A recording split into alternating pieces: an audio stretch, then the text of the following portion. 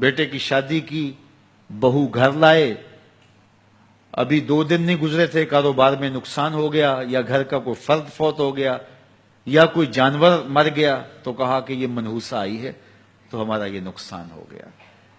اگر وہ نہ آئی ہوتی تو پھر یہ نقصان نہ ہوتا، پھر تم قیامت تک جینا تھا، یا اس سے قبل تمہارے کبھی نقصان نہیں ہوئے؟ تمہارے گھر کے اندر بیٹیاں موجود ہیں، یہ بھی کل کسی کی بہو بنیں گے، اور ان کا بھی کوئی نقصان ہو سکتا ہے، اور یہ بھی منحوسہ قرار دی جا سکتی ہے۔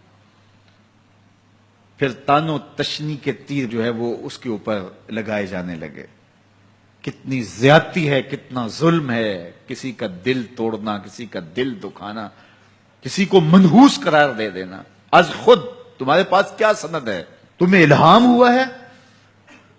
کیا حجت ہے، کیا دلیل ہے تمہارے پاس کہ کسی کو تم نے منحوس قرار دے دیا؟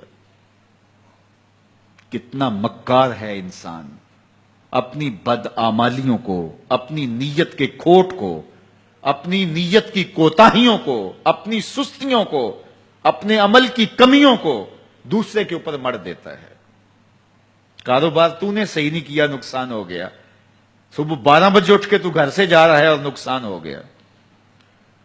تو نے 2 نمبر مال بیچا، آج پکڑا گیا اور نقصان ہو گیا۔ تم نے ٹیکس نہیں دیا، تم نے زکات نہیں دی، تم نے دروازے پہ کھڑے ہوئے سائل کو جھڑکا، نقصان ہو گیا۔ یہ تمہارے پاپ ہیں جو مصیبت بن کے تمہارے سامنے آتے ہیں۔ یہ تمہاری بے تدبیریاں ہیں، تمہاری ناحکمتیاں ہیں، یہ تمہاری بے احتیاطیاں ہیں، یہ تمہارا تکبر ہے، یہ تمہارا غرور ہے، یہ تمہارا عجب ہے، یہ تمہاری ریاکاری ہے، یہ تمہاری خیانت ہے، یہ تمہاری دھوکہ بازی ہے، یہ تمہارے قلب کے اندر چھپی ہوئی نفرت ہے، جو آج تمہیں مصیبت بن کے جس کا سامنا کرنا پڑ رہا ہے۔ یہ تمہارے اندر کے عیب ہیں جو مجسم ہو کے تمہارے سامنے آئے ہیں۔ اللہ تعالیٰ نے قرآن مجید میں ارشاد فرمایا وَمَا أَصَابَكُم مِّن مُّصِيبَةٍ فَبِمَا كَسَبَتْ أَيْدِيكُمْ، جو تمہارے اوپر مصیبت آتی ہے وہ تمہاری اپنی کرتوتوں کی وجہ سے آتی ہے۔ بیماری آئی تمہارے پرہیز نہ کرنے کی وجہ سے آئی، بیماری آئی تمہارا زیادہ کھا لینے کی وجہ سے آئی، بیماری آئی تمہارا نامناسب غذا لینے کی وجہ سے آئی، بیماری آئی وقت پہ سوئے نہیں، وقت پہ اٹھے نہیں، تم نے کسی سے زیادتی کی، بیماری تمہاری بدعمالیوں کی سزا ہے، مصیبت کا آنا، تکلیف کا آنا تمہاری بدعمالیوں کی سزا ہے، اور منحوسہ یہ خاندان کی خاتون ہے۔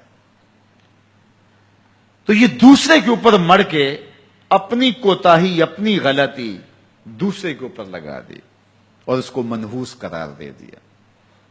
اگر کسی کا کام تمہیں دیکھ کر کے اچھا نہ ہو تو پھر تم بھی منحوس قرار پائے نا۔ اگر آج تم کسی کی بہن کو، کسی کی بیٹی کو منحوس قرار دیا ہے اور خاندان کے اندر اس کو منحوس مشہور کر دیا ہے، تو اگر کوئی یہ مشق تمہاری ماں پہ کرے، تمہاری بہن کو منحوس قرار دے دے، تمہاری بیٹی کو منحوس قرار دے دے، تو تمہارے دل پہ کیا گزرے گی؟ یہ کتنا ظلم ہے، کتنی بڑی زیادتی ہے کہ آج خود کسی کو منحوس قرار دے دیا۔ کوئی منحوس نہیں ہے، کوئی لمحہ منحوس نہیں ہے، کوئی شخص منحوس نہیں ہے، کوئی وقت منحوس نہیں ہے، کوئی گھڑی منحوس نہیں ہے۔ مصیبت کا آنا، تکلیف کا آنا تمہاری بدعمالیوں کی سزا ہے۔ لیکن قرآن نے کیا خوب بات فرمائی، وَيَعْفُو عَن كَثِيرٍ، ابھی تو بہت ساری باتیں ہم معاف ہی کر دیتے ہیں۔ تم نے کوئی گناہ کیا، پھر تمہارے ہاتھ اٹھ کے ہم نے معاف کر دیا۔ تم نے کوئی گناہ کیا، تم نے صدقہ کیا، ہم نے معاف کر دیا۔